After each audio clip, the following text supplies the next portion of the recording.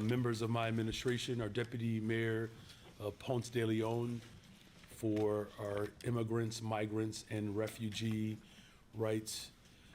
We have our Corporation Counsel, Mary Richardson Laurie. We also have my Deputy Mayor for Community Safety, Gary Gatewood, Budget Director, Annette Guzman, and then my Chief Operations Officer, John Robertson. And so with that, there are a few presentations, and I will turn it over to our Deputy Mayor for Immigrant, Migrants, and Refugee Rights, Ms. Ponce de Leon. Thank you, Mayor. Good morning, everyone. Good morning. Good morning.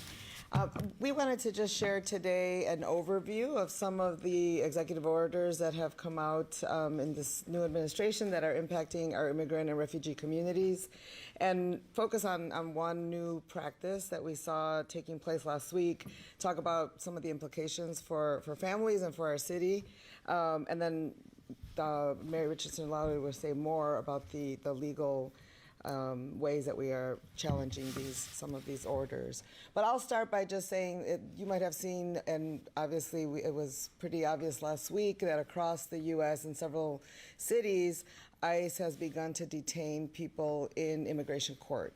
So, typically that has not happened in this way, and it was a coordinated effort that we now know is happening across the cities, not just Chicago, but it is impacting families because they are showing up for mandated hearings, for mandated appearances, and their cases are being dismissed, and then ICE agents are there ready to serve them with an order for expedited removal and to remove them on the spot. And it's just one other way that we have seen how families are being torn apart. People are not being given access to full legal services and due process. And this will have implications along with several of the other executive orders that cause instability, fear, and uncertainty in individual families, but also in our communities and in our city. And so as we think about these executive orders, I'll name a few of them. One is that there's been this challenge to birthright citizenship, and we know there's a long way to go before that happens, but again, it is causing fear and uncertainty in families and in communities.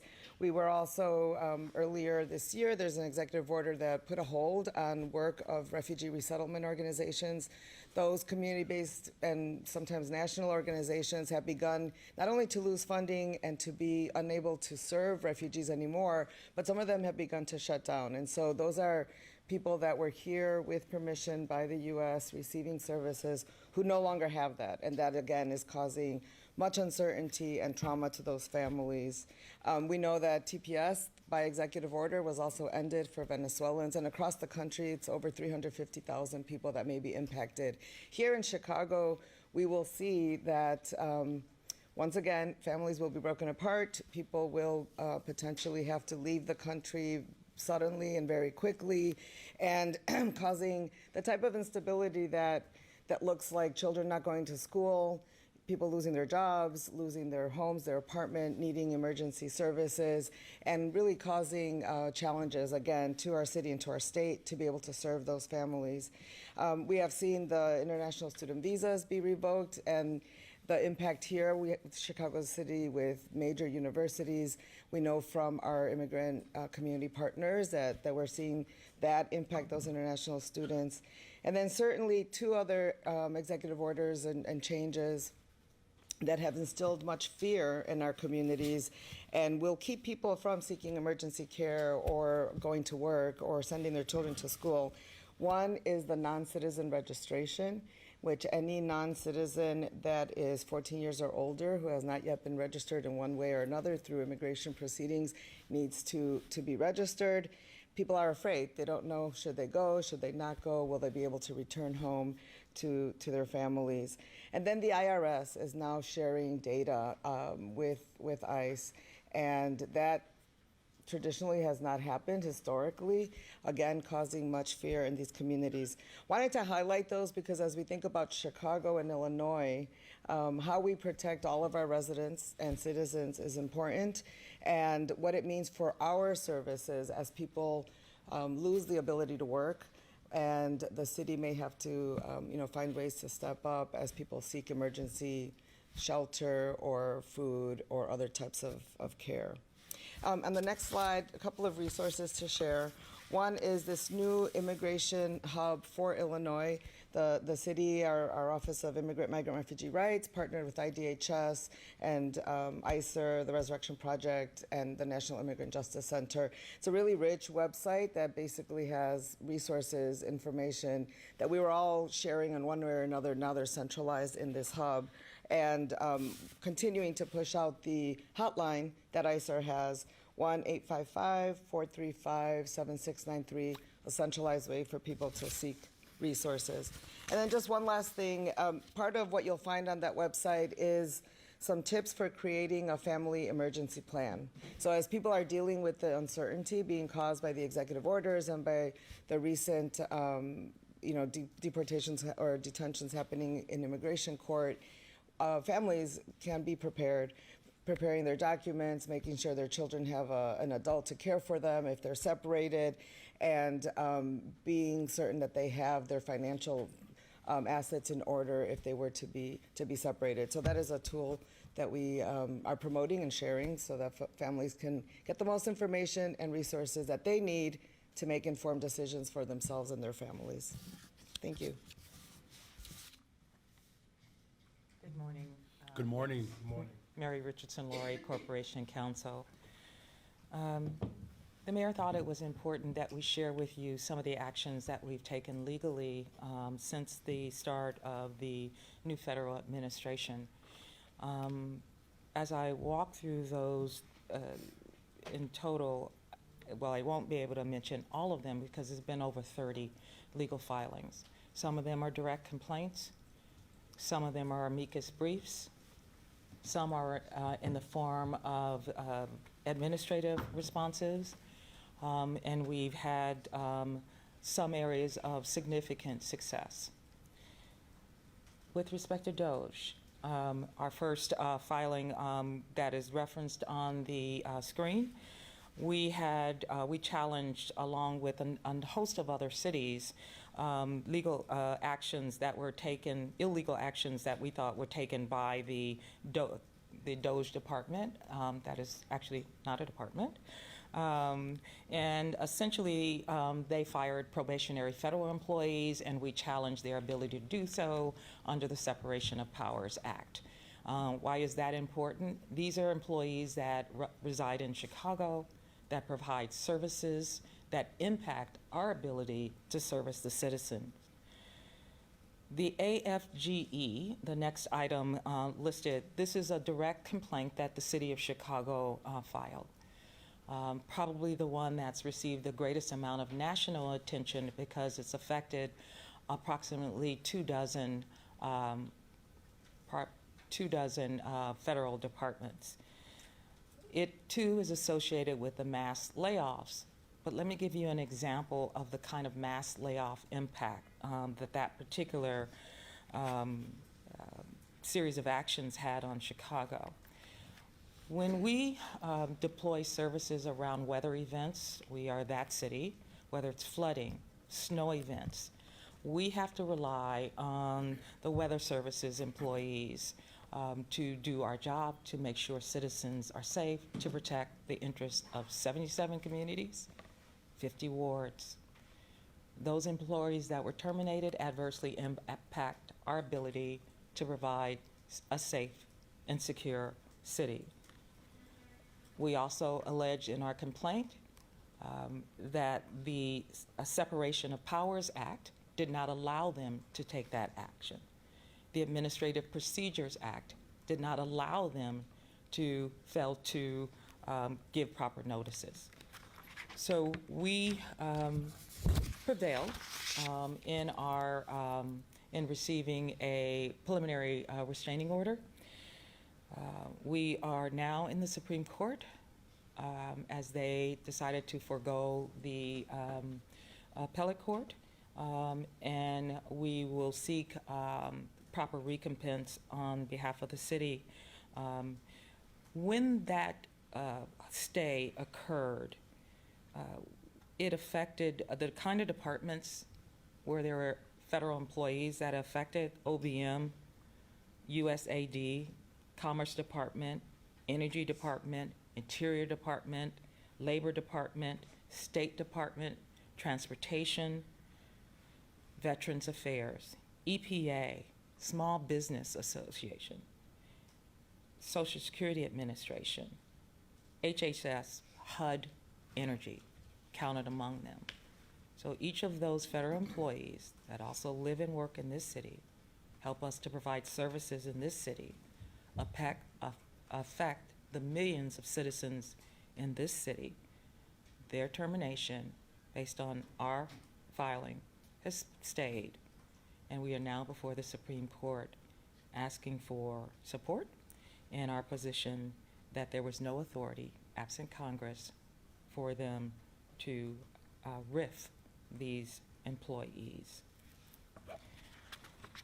Our other filings slide include Homeland Security. Let me start with the FEMA, because it builds on what B was just referencing. Many people think of that and they think solely of migrants. I also want you to think of it in terms of services provided by small businesses to those migrants, by mid-sized businesses to those migrants. Those services have been provided. They were providing under the existing federal rules. They're provided in accordance with the Separation of Powers Act and authorized by Congress. They were provided, and we are entitled to the proper remuneration and coverage of our costs in providing those services. So we filed a complaint and challenge the federal administration. I want to focus you on one of our latest filings. It's called Securing Our Cities, where we've challenged the Department of Homeland Security. In that filing, we are alleging that they failed to comply with the Separations of Powers Act. They failed to comply with the Administrative Procedures Act. But here's why it's important for you as, and the citizens of this city, our 50 wards, our 77 community areas. The Securing Our Cities program is about terrorism. I was the building commissioner on 9/11. I know what that looks like. I know what the adverse impact is. I know what the resources are. Many of you were around during that time, and you know as well. Under that act, the city is identified as a large city whose costs are to be covered, and they have slowed that. What that means is the fire resources we need. We can't buy the equipment we need, the police services we need, the 911 center, which I negotiated during my first tour of duty here. The services we provide, though, through that body, which deployed for the entire city on 9/11, will be compromised. So we have challenged that, and we are awaiting an outcome. We filed 19 amicus briefs across a plethora of areas. Birthright citizen, as B has referenced, which is a bedrock constitutional consideration for each of us as citizens of this country. It is the thing that anchors us as a democracy. The other legal actions include, among them, the Department of Transportation and slowing or failing to pay grant dollars. That impacts our airport operations, which we are the transportation hub still of the United States. We must be able to properly operate those facilities, and absent proper remuneration payment, federal employees that help us with things from aviation issues, aviary issues, bird flight that impacts planes, etc. All those impact the services we render, not only to our citizens, but those from around the globe that fly through our airports. We've challenged on gender identity. There is an EO that was issued that impacts the passports of those who are transgender, non-binary, intersex, but ultimately also asks that they waive their rights with respect to that identity that they're entitled to claim as citizens. We've challenged the Head Start, retraction of Head Start funds. That affects the children of the city. Imagine that choice. Retraction of funds that impact adversely children. And we are also a cultural center, so we've challenged grants, arts and grants. But noting back earlier with some of the administrative challenges that we finally have had, one of which was in the area of CDC, that administrative challenge affected 519 city employees. We challenged it. It was rescinded. Those 519 city employees are employed today. We will continue to challenge legally those actions, whether by EO, directive, or memo, which adversely impacts the citizens of our 77 communities and our 50 wards. Garion? All right, we'll talk a bit about some of the impact that the Trump administration can have on community violence intervention, and then obviously we'll get into the Memorial Day weekend and just the work so far this year. As you can see up there, $811 million in cuts to the Department of Justice, and obviously those cuts include impacting victim services and community violence intervention. We have a couple of organizations here directly in the city that we work closely with.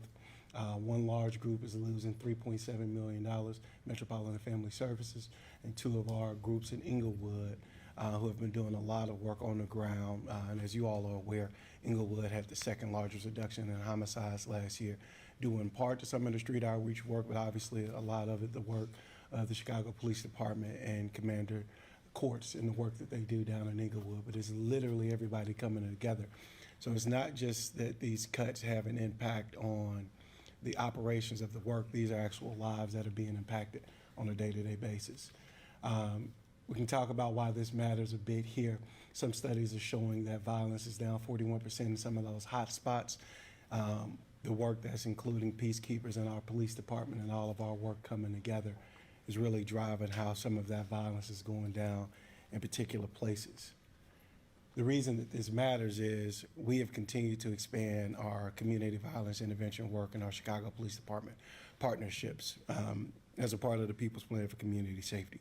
As you all are aware, we work with the business community, the philanthropic community to expand that funding in this work. We can expand that funding and sustain that funding, but obviously the cuts from the federal level can harm that work. We're incorporating our street outreach partners along with the Chicago Police Department in large gatherings and how we manage those large gatherings. Some of those events that we partner with them on, we had this past weekend, late night basketball, which we had in Washington Park and Malcolm X College. Several hundred folks were there, had a great time. I have to give a special thank you to the Commander Williams in the 2nd District, and Commander Byer in the 12th District for providing additional support. We also had our street outreach partners at Hacklevis also.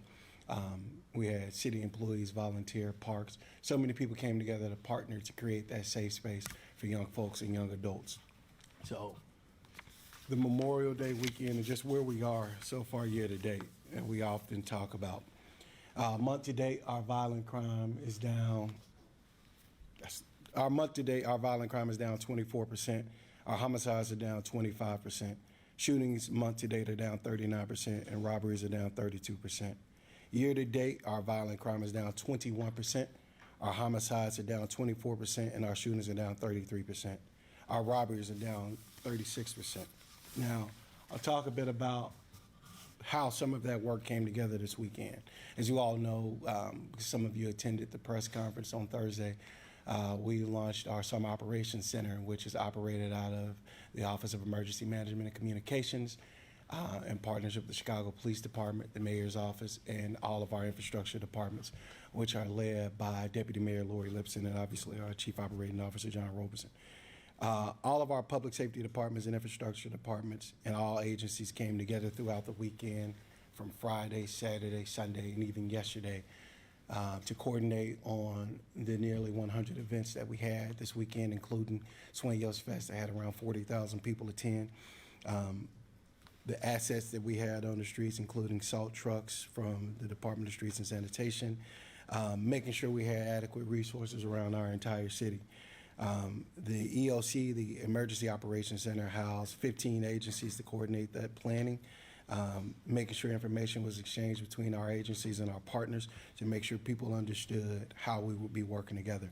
Obviously, we utilized the city's camera network to make sure, not only for large-scale events, but also activating around occurring events in city neighborhoods to make sure people were safe and they felt supported.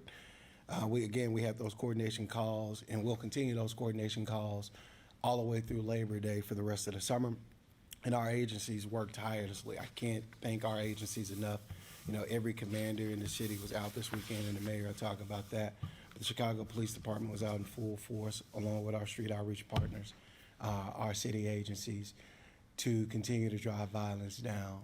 Obviously, there were a couple of homicides this weekend, and that is always tragic, but the work that is happening to drive violence down has to continue. Regardless of federal cuts, we're going to continue to do our work here in the city of Chicago and provide services and support for those who are in need and continue to do our work to keep people safe. Thank you to our deputy mayors, Ponce de Leon and Gatewood. Thank you both for your leadership, and to our corporate counsel, Mary Richardson Laurie. Again, I do want to just lift up the collective work that my administration is putting forward, to all of the commanders who were present, to our police superintendent, Snelling, and his entire team, Talley, DeVries, Ursetti, and Hine. All of them are doing an incredible job working in concert with the full force of government. And much work is still ahead, and we're grateful that there is a community response to the needs that this city has had for a very long time, and that community response is leading to a safer Chicago. And with that, we'll open it up for questions. Okay, so we'll do one question, one follow-up. We'll go to Justin, Craig, and then snake around here. Morning, Mayor. Good morning. Last week in Springfield, this week, a lot of things going on. But on the transit bill, it seems it's possible that they try to tackle the structure and governance part and not revenue. Do you think that's acceptable to do one without the other at this time, or does the revenue need to come in May? Well, let me just say that I'm grateful for the collective work that is being done in Springfield. As I've said before, our equitable distribution and fair share of resources for Chicago and the region, that's my #1 priority, particularly at a time in which we're already seeing the benefits of our investments, right? Where hotel occupancy is up, tourism is up, the ridership is up, 300 million riders last year alone. So we know that there is a growing need for reliable and affordable public transportation. As far as the parsing out of action, that is typical of Springfield.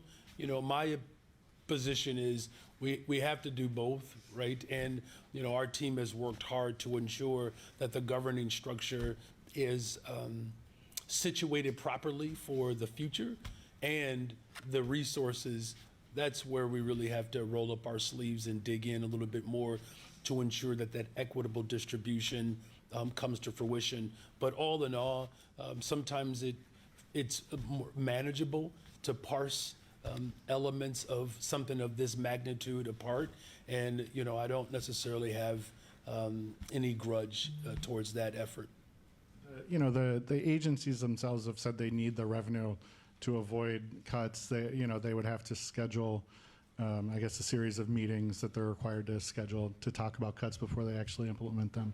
Is there time to bring in that revenue on their timeline if they don't do it, in this week? There is some urgency to respond to the financial needs that exist today. As far as the timing is concerned, look, as I said, there's clearly a growing appreciation and confidence in our public transit system. There's more work to be done. But as ridership continues to go up, as well as as tourism continues to improve, we were talking about $20 billion of infusion as a result of tourism. We're going to have a fully funded, well-supported transit system, safe, affordable, and reliable. Again, there's no secret that we have to move with some expediency to ensure that the funding is there. Again, the timing of it all, probably some room there, not very much though. Good morning, Mayor. Good morning. Continuing the Springfield theme, when you went down there, you talked about kind of 4 lower-level asks that were your priorities asking out of Springfield. I'm wondering, have you gotten any assurances from your team down there or lawmakers, that things like the mandated categories for schools, the 9/11 surcharge, telecommunication tax, you know better than I do. Are you getting any, confirmation that what you need is going to come through in this budget with only a couple days left in the session? Well, there's still work to be done, right? What I will say is this: we take nothing for granted. As you know, and as you've covered over the years, these last few days, become, paramount. Our team is working hard to make sure that, as you mentioned, the categoricals, for instance, for special education, for transportation, bilingual education, that those reimbursements don't drop below what we've had in the past. We actually believe that there should be some increase there. There's nothing that's guaranteed, and our work continues there to ensure that the asks that we have for the people of Chicago, that those asks become realized. Now, there's always room to negotiate, and there's different forms in which these asks can be delivered, but we'll continue to work through that process to ensure that those investments reach Chicago. I'm hearing from one of the lawmakers who's key involved with the budgeting, who describes your team's presence down there as virtually being absent now. Can you respond to that? We're there. We're there. Hey, Mayor. Hey. I understand your team, along with the subcommittee on revenue, is unveiling your package of ideas next month. Would you say many of those proposals require state legislature approval? And if so, are you worried about needing to pass those taxes during the fall veto session that runs alongside the city's budget cycle? Well, it's evident that, and we've expressed this before, that the levers in which I have direct control over in terms of being able to generate revenue, there's limitations there, and that the state of Illinois, there are far more areas of revenue streams that we will need the state to approve them. Here's what we do know about both of our budgets, and these are budgets across America, where our expenses have outpaced our revenue, right? And that's is a challenge that I know that the state of Illinois just expressed. $536 million roughly of anticipated revenue that the state can no longer account for. These are just challenges all over the country. Denver had a conversation with Mayor Johnston of the challenges that he's faced, what Mayor Bass has had to deal with in Los Angeles. So there's going to be a continued concerted effort on my part to ensure that the key investments that we are making continue to push forth our effort to build the safest, most affordable big city in America. Our investments are clearly having some strong returns as violence continues to go down in the city of Chicago. As far as anything more specific beyond that, I will pass it to our Budget Director, Guzman. Thank you, and Annette Guzman, Budget Director. I invite you to tune into next week's Revenue Subcommittee hearing, where we're specifically talking about state level taxes, beginning that conversation with alders, one, to help them understand, what are the options at the state level? How do we begin these conversations early now ahead of next year's state budget process? How do we get them involved in conversations at the state level early? So we're starting right after the state's budget cycle ends. But we're not just resting on state level revenues. We're going to have continued conversations with our alders about the types of revenues that they have the ability to put into effect as well, as relates to not only this budget but future budgets for the city. And Mayor, there are now 2 Chicagoans rumored to be running for president in 2028. Of course, Governor Pritzker, and there have been some different analysis pieces written on Mayor Rahm Emanuel floating with a run. What do you think about the potential candidacy of each, and why or why not would they get your endorsement? Well, let me just say there's a great deal of political talent that comes out of Chicago, right? I mean, hands down, whether it's Carol Mosley Braun, the ambassador, former United States Senator, former United States Senator and President of the United States of America, Barack Obama, there's an enormous amount of talent. And, Chicago is built differently, right? And it places us in a unique position to be able to, highlight, what working class people around the country want. Here's what I can say. My focus will always remain at this point on building the safest, most affordable big city in America. And what I hope is that as we have these conversations nationally around what's best for this country, that we look to what is working in Chicago. We're building more affordable homes, creating more opportunities for our young people, expanding mental and behavioral health care for families. Look, we are the most pro-worker city in America. That's the type of infusion of excitement that we have to have within our political discourse to ensure that we not only capture the imaginations of working people, but we capture their confidence as well. So, I'm going to continue to lead in the way in which I believe the people of this country want.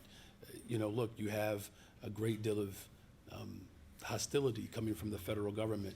The fact that the President of the United States of America is cutting off food supply and medicine to working people and families across this country, that is an act of war. And we're going to need leaders who are prepared and willing to stand up for working people, because this battle has reached our front doors all across America, where people are struggling and suffering. And in order to alleviate that pain and discomfort, it's going to require bold leadership. And we can't tippy-toe and nibble around the edges. We have to be very forthright and very determined to ensure that the values of working people get fully expressed as well as exercised in our policies. Good morning, Mayor. Yes, it is. What's your reaction to last week's social media post incorrectly tying the suspect in the D.C. shooting to you, as well as Alderwoman Rosanna Rodriguez-Sanchez and other elected officials? And can you comment specifically on whether you agree with the demand from her ex-staffer's lawyer that Alderman Rabin Lopez apologize to these officials, including you?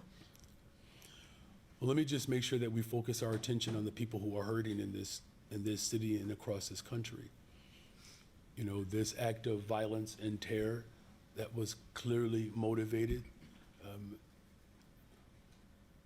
by anti-Semitism, we have to, in very certain terms and unequivocally, not just denounce, but rebuke those acts of terror, and that the people of Chicago stand in complete solidarity with the Jewish community.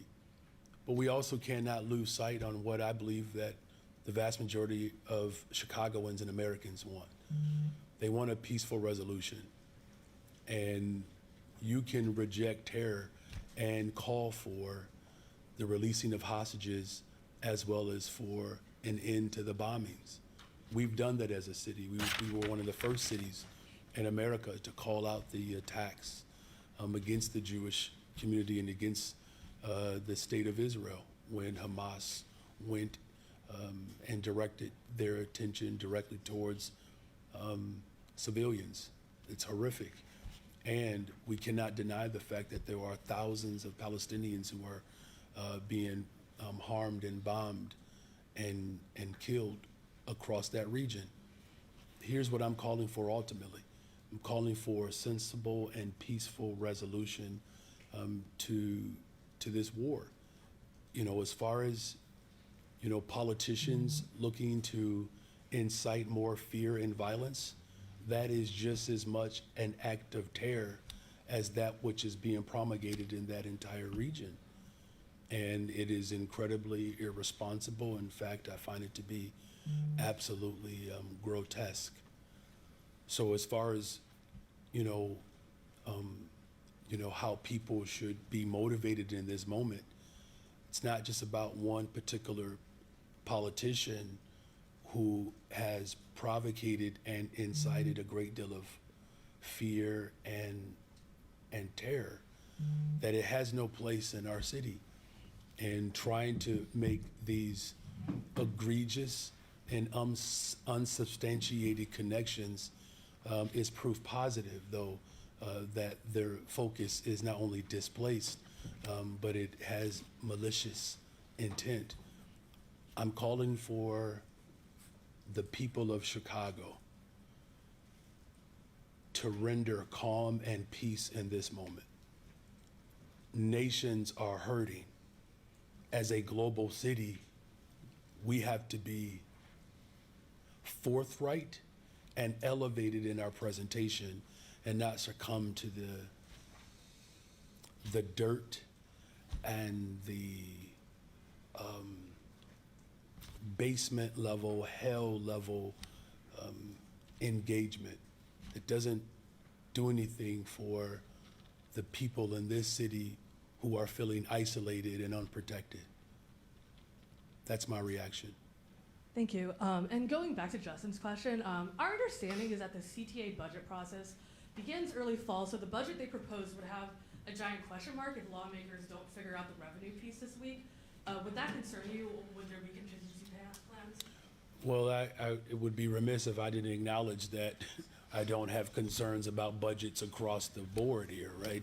Whether it's CTA, Chicago Public Schools, my city budget, the budget that I know that the state of Illinois is grappling with. Here's what is most important.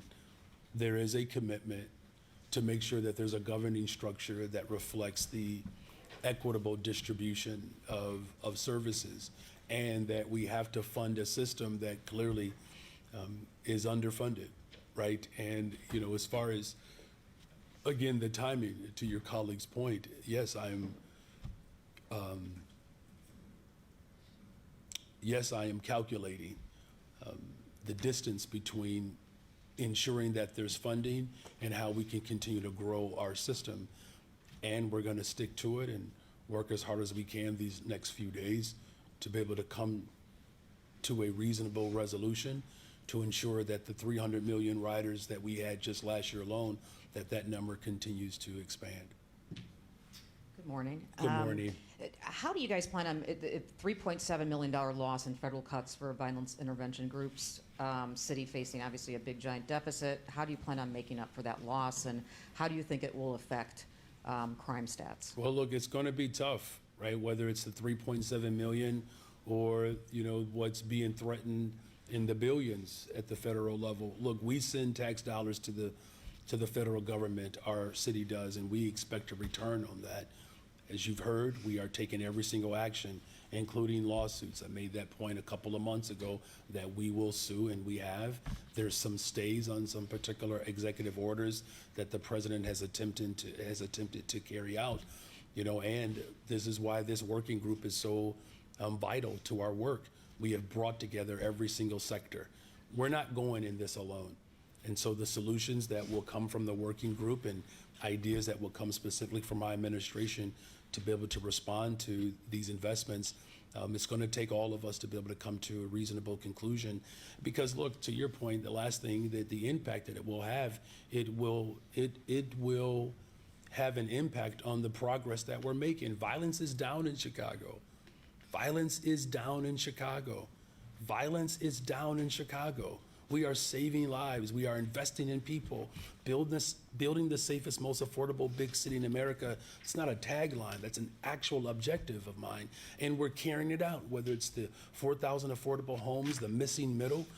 to create owner-occupied spaces so that we can build generational wealth while also provide more affordable units to families, and then making these critical investments in our neighborhoods so that shootings and robberies don't become the standard, and we're shifting that. So, it's clear that, the president's actions have clearly been inimical, to the interests of working people. We're going to continue to organize and take the full force of government head on, so that so that these investments are not lost and the progress that we're making won't be disrupted.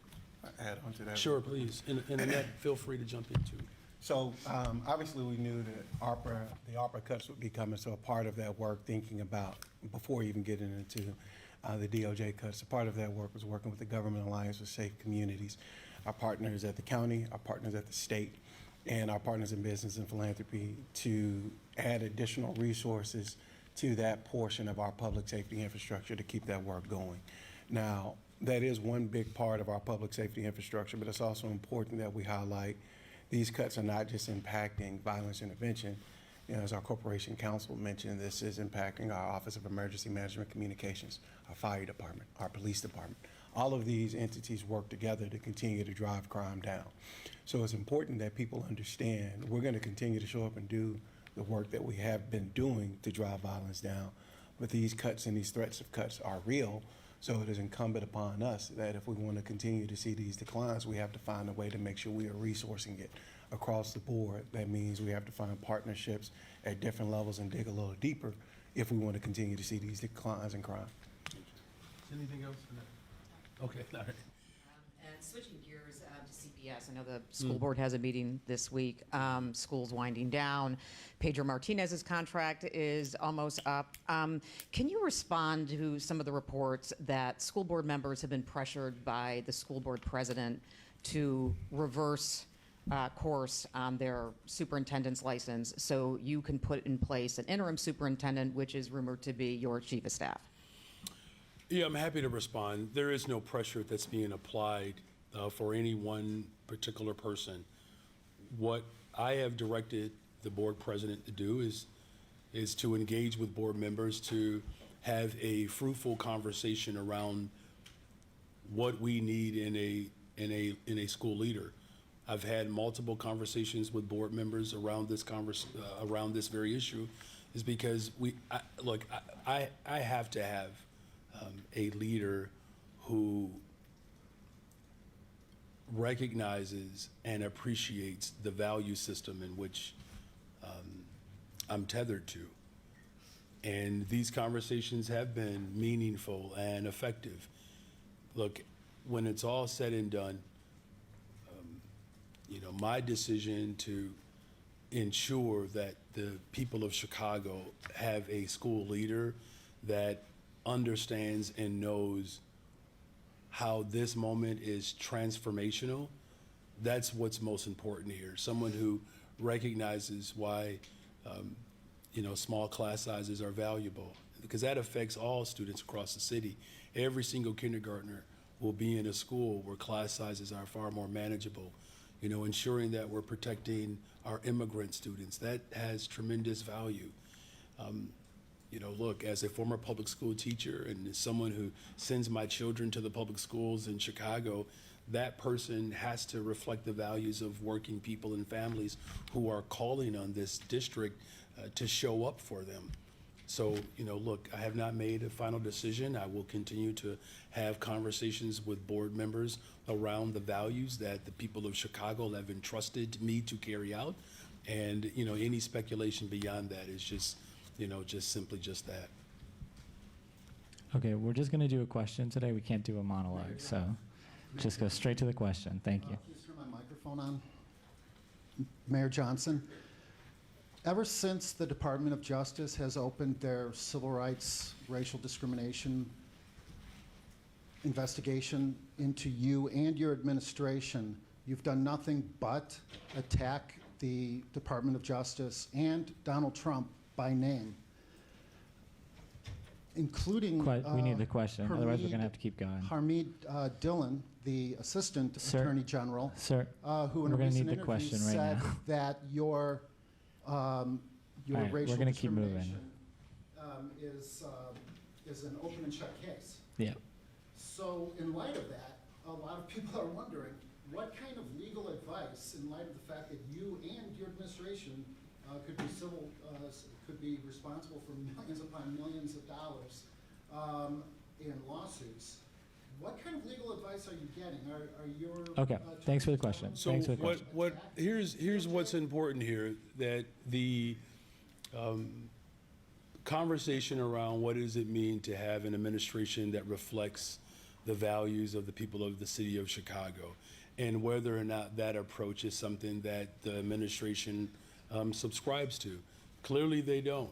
You know, we have the most competent, talented, loving, diverse administration.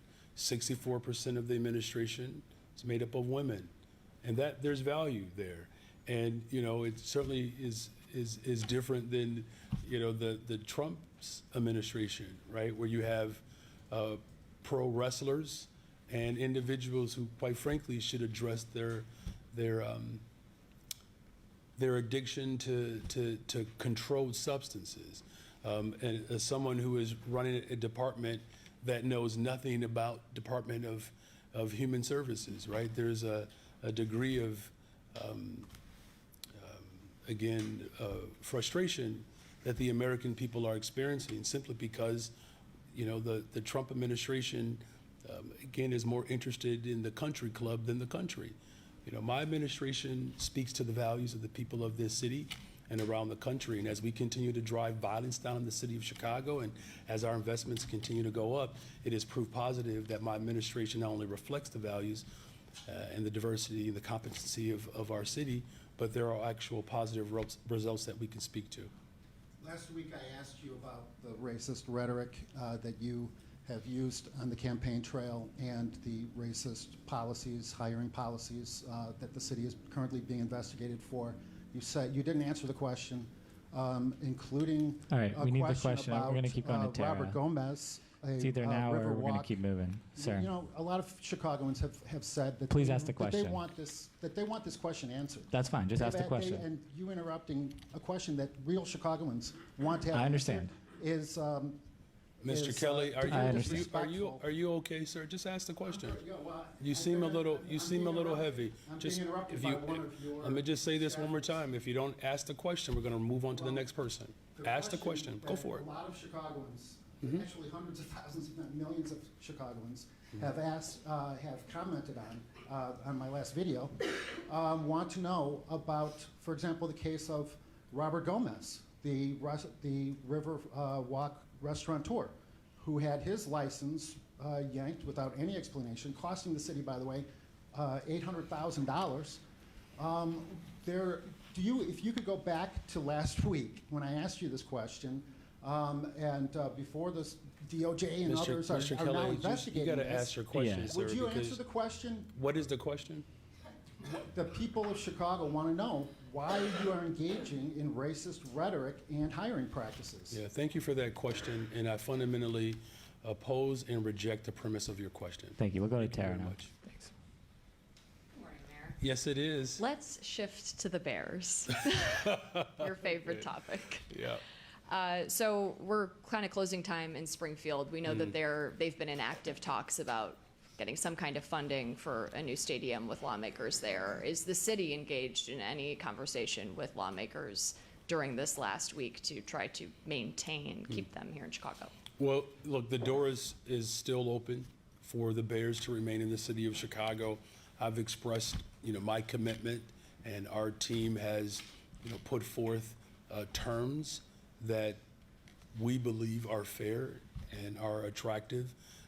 You know, obviously at this point, I've done everything that I possibly could do to ensure my commitment to the Bears in our city, and they need support from Springfield. I mean, that's really what it comes down to. Those conversations have always been led by the Bears, because just like the Bears had to come to me about how the city could wrap itself around an agreement, and we were able to respond to the organization, the Bears also have the responsibility to speak to the leadership in Springfield in order to secure a stadium. Look, that is out of my control at this point. If the Bears do not receive support from Springfield, then they'll have to make decisions that are best for their organization. As far as I'm concerned, the door is still open. Just to clarify, is the city engaged in any conversations of its own in Springfield regarding The city of Bears? Chicago has done its part in communicating directly with the Bears. The Bears have the responsibility, just like they came to the city of Chicago, to go to the state of Illinois for support. If the state of Illinois decides that they're not going to provide any financial support for the Bears, then the Bears will have to make a decision accordingly. And then if I could just ask you quickly, historically, we've seen, very violent Memorial Day weekends, and this year we didn't. Is obviously been touted today as a success. Can you talk about that and moving forward in that same theme into the summer?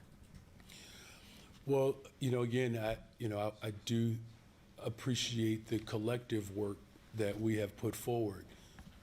I said that we needed to promote 200 more detectives, and we've done that. And now the clearance rate, I believe, for just this year alone is at 85%. And we're using those same measures to not just resolve and bring closure to homicides, but to also to resolve and bring closure to shootings. If you shoot someone or shoot at someone or shoot in this city, we're going to hold you accountable. We're going to hold you accountable. It's the level of terror and discomfort that has been the prevailing form of existence in this city has gone on too long. And that's why the investing in detectives and the entire detective division was so critical. But it's not just policing. It's policing and youth employment. It's policing and behavioral and mental health support services. We know that 40% of 911 calls used to comprise primarily 40% of those calls were mental health crises. Now that we've expanded the CARE program, crisis assistance recovery engagement, we have allowed for paid professionals to show up to those mental health crises, then freeing up law enforcement to respond to the other areas of concern. I don't think we should, diminish, and we certainly should not diminish the investments in housing and youth employment. All of these are efforts to bring the full force of government to show up for the people of Chicago. Violence is down in Chicago. Investments are up in Chicago. I'm going to build the safest, most affordable big city in America. And even when detractors wanted to push back against our approach, they talk about timing. The conversation really has to be about commitment. I'm committed to making sure that every single neighborhood across this city is safer. And the work that we're doing, there's still much work to be done. And we're going to continue to bring everybody together to ensure that all 77 neighborhoods can experience the vibrancy and the beauty of this city and do it by feeling safe and experiencing safety. Thank you for that question. You're welcome. Hi, I'm Mallory with BBM. Hi. I have a question in light of the Liverpool tragedy. We're moving into the summer festival season. Are you changing the safety plan according to these kinds of moves, this kind of car ramming into crowds, Pride coming up? Any kind of comments you can make on our safety plan as a city with this kind of tragedy hanging over us and happening again? Is this a trend that we now need to kind of look at and put safety guardrails in place for crowds? Well, we do have safety measures in place for large events. We just talked about the success of Sueños and other community events that are being held all over the city of Chicago. Of course, it's still something that I think about, and we are taking effective steps towards ensuring of full safety. I'm going to turn it over to my Chief Operations Officer because he can speak directly to this, John Robertson, who led the DNC and other large-scale events across this city. John. Good morning. John Robertson, Chief Operating Officer. One of the things that our emergency management and operations team does is every time there is an incident, whether it's here in Chicago or anywhere around the world, they look at those types of incidents, and then we have the opportunity to then do a review of our standard operating procedures. If we feel that based upon a specific event, that there are enhancements that need to be made, if there are changes that need to be made, then our emergency operations team takes a look at those things, and we will adapt and change our plans as necessary in order to meet the needs of the moment. And switching to Springfield, it's a delicate balance. I mean, speaking with state lawmakers, they're looking for funding with federal government cuts. Yeah. It's been a challenge for them. We're talking about the city of Chicago also having to face those same challenges. Now that we're in that final week and we have issues like where are we finding actual funding for public transit, where are we going to find things, you're going now to not calling out President Trump, but you're saying, you know, I'm putting a stamp on it. This is our feeling towards, as the city of Chicago, what we stand for, our values. How do we get money? I guess just give me a comment a little bit on the balancing act of all of this as we look to Springfield. It's a great question.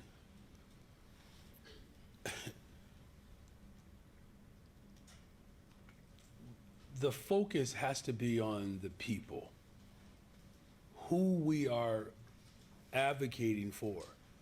And I get it. Yeah, I understand that your characterization. My position directed towards the president. How do we balance these conversations when the federal government has a responsibility to actually do its job by supporting the people of this country? You know, look, I actually appreciate, I'm gonna just say this. During the governor's budget address, Governor Pritzker, he described the steps and the actions of this president, akin to how Nazi Germany became real. And Governor Pritzker eloquently not just described it, but offered up a warning. You have a president that is cutting off medicine and food, a president that is working to erase culture. I mean, you can't make this up. He's doing it in plain sight. Literally doing it in plain sight. And then those of us who study history and those of us who have been impacted by these evil, malicious, ungodly acts, people at the time wondered how an entire nation and or globe could see in plain sight the wickedness and the viciousness against a particular group of people. And how we are now still fighting the anti-Semitic governance, right, that still unfortunately has place in this society. But we're also watching in plain sight the President of the United States of America carry out the playbook that was done against an entire people group, and he's doing it right here in this country against working people, erasing black folks from museums and the history and the culture, coming after leadership. And so when you ask how we balance that, you have to fight it and resist it with everything that's in you. The President of the United States of America is capturing the hopes and aspirations of working people and holding us hostage as he works to implement and annihilate democracy. And so the lawsuits that we are pushing, working collaboratively within our city to put forth a budget apparatus that protects all the investments as violent crime continues to go down in Chicago. And so this is a fight that this generation has to show up for. Other generational leadership responded in a forceful way. But if I could just be so bold here, they responded late, and too many lives were lost as a result of the late response.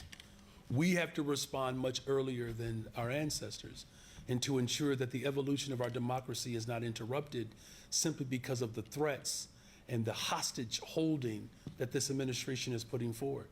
And so our balance is to continue to do everything within our power to make sure that working people in the city of Chicago are loved and protected and invested in. And we're going to work with the state of Illinois to do just that. All right, thank you. Can I add to that? Sure, please. So I think the way that we have to balance it is we actually have to talk about it. We have to be really honest with people. We need you guys to report on it. A lot of people think because the city of Chicago provides a service that is funded by the city of Chicago. And I get that is confusing, but a lot of that money comes from the federal government. I think it's important for people to understand that the things that we get direct money from the federal government or pass through from the state of Illinois from the federal government are not city of Chicago issues.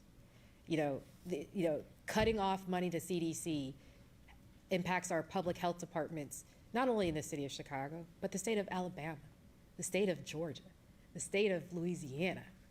Cutting off funding for our Head Start programs doesn't just impact the city of Chicago, it impacts red states as well. Cutting off funding or threatening funding for transportation isn't just a city of Chicago issue. And those are not city of Chicago funds.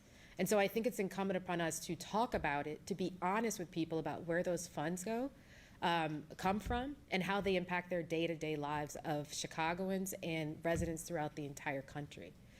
And we look to you to help us amplify those messages.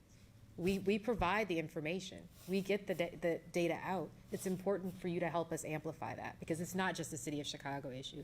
It's not just a blue state, blue city issue. These impact everyone across the country.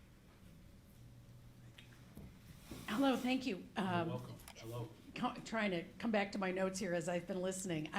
You talk a lot about violence being down, but from recent numbers that I've seen, thanks to Jake Sheridan here, cars stolen are way up, and also robberies have increased since the Lightfoot administration. So all categories of violence are not down. Would be fairer to say there are categories that are down, but could you talk about especially there's like a doubling of the number of cars stolen. So violence totally is not down. Violent crime is down. That's the. Not call cars stolen violent crime? So violent crime is down 21%, and whether it's homicides, shootings, shooting victims, our robbery strategy that we put forth just over almost a year ago now, we're down 36%. This is not to say that we don't have more work to do, right? Look, there's nothing magical about this work. And I'll turn over to our deputy mayor in a second. There's nothing magical about it. It's just intentional.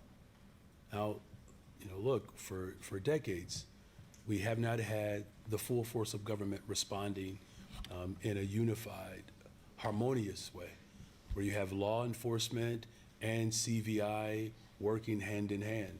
You have the city services providing support with everything from tree trimming to making sure that people have access to jobs.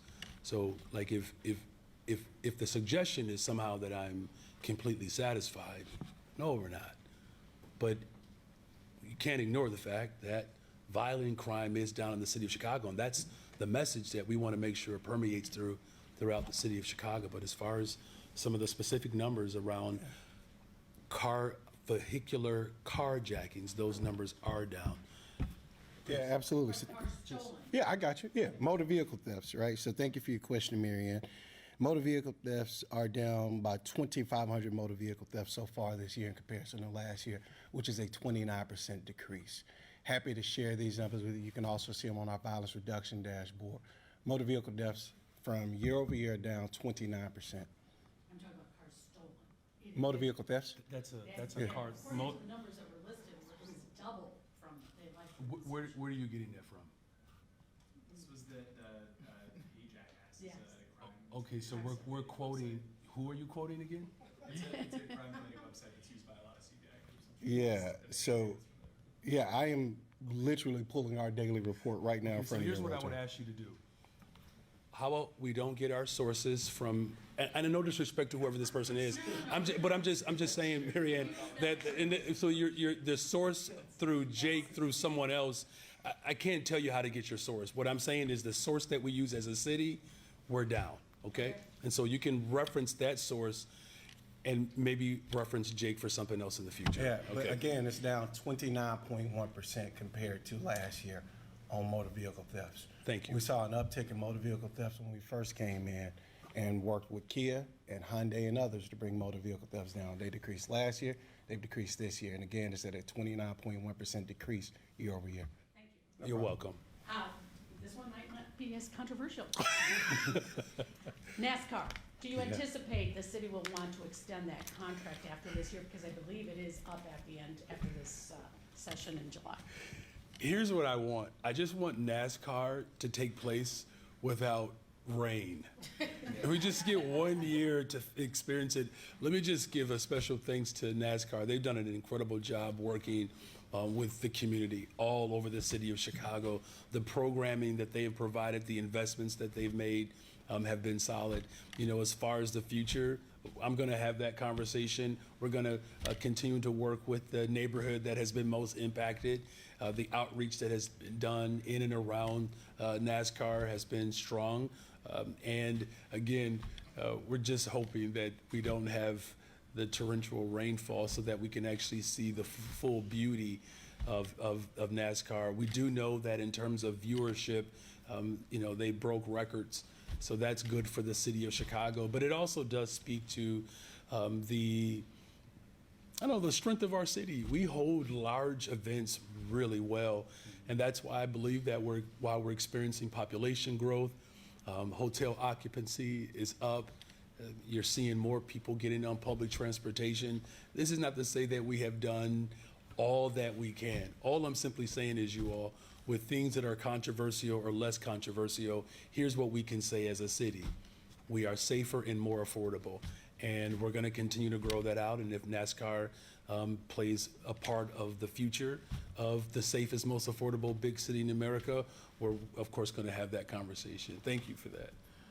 Hi, Mayor. Hi. I think I'm taking us home. Let's go back to Springfield, where maybe they're talking money. Why would we want to? No, I'm teasing. Yeah, right. All right. It's a delightful place. I might stop by this weekend. So they're talking money, they're talking reform, maybe they're talking maybe they're going to punt on money. But among the reforms being discussed is more police on routes. Do you want the state to spend more money on transit security? And have you thought about what you would do with freed up police resources in that scenario? Well, look, here's what I want. I want a safe, affordable, and reliable transportation system. And there are many ways in which we can get at that. Look, policing plays a part in our overall, community safety strategy. It's policing right? With the amount of families that are unhoused in this city and lack behavioral and mental health support services is why we're expanding those services. I mean, there's no secret here that there's drug abuse and other, manifestations of mental and behavioral health challenges. Like, we're going to take it head on. That's why we expanded the CARE program, and we've grown our shelter beds by 126%.